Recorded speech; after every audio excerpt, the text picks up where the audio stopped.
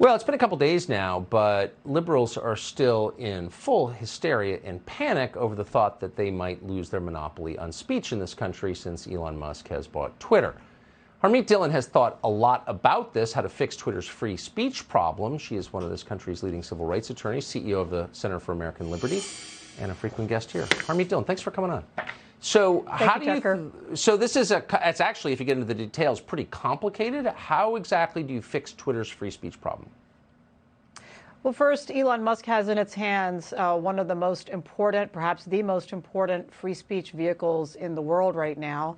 And so he has an opportunity to change the discourse in this country for the better. And I think there are a few simple things he can do. First of all, you got to move Twitter out of San Francisco and out of California altogether. One of the big problems in these big tech companies has been how they are overwhelmingly left-wing, and that is what you see in the bias in how these companies moderate speech and content. So if he moves it to Florida, to Texas, to frankly any place in America outside California, I think that would be a huge improvement.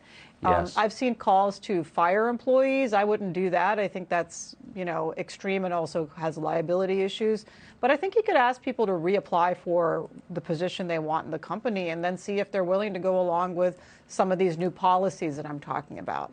I think one of the important things that Elon Musk needs to do is let back onto Twitter people who have been banned. And there are a lot of people, including clients of my firm.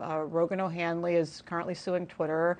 We also represent some meme meisters like Carpe Donktum and Megan Murphy, a feminist, a radical Canadian feminist who was kicked off of Twitter for so-called misgendering. All of these people, I think, bringing them back on would actually increase popularity and traffic on Twitter, which is what a business should want. And then I think, just going back to something very simple that we learn as children, to be honest and transparent. That has been tremendously lacking in Twitter. Twitter has lied about how it has put its finger on the scale about election interference until after the fact. Twitter is not transparent about its policies, its algorithms. Twitter is not transparent about how people are removed from the platform.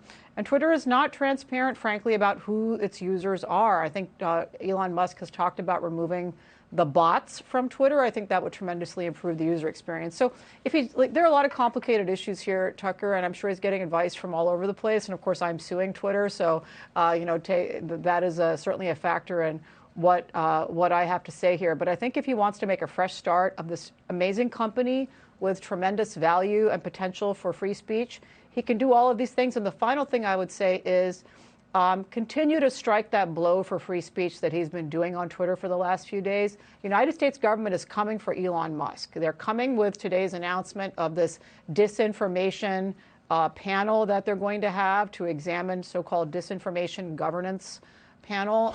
That is really the government trying to impose the censorship that Elon Musk is saying is no longer going to exist on Twitter. So I think we all need to stand together for that and have open and fresh conversations. I'm looking forward to being on Twitter for many years, hopefully, with the fresh leadership. The panel you talked about is our lead for tomorrow's show, really one of the most brazen assaults in the First Amendment in this century. So quite amazing. Harmeet Dhillon, thank you for that. Thank you.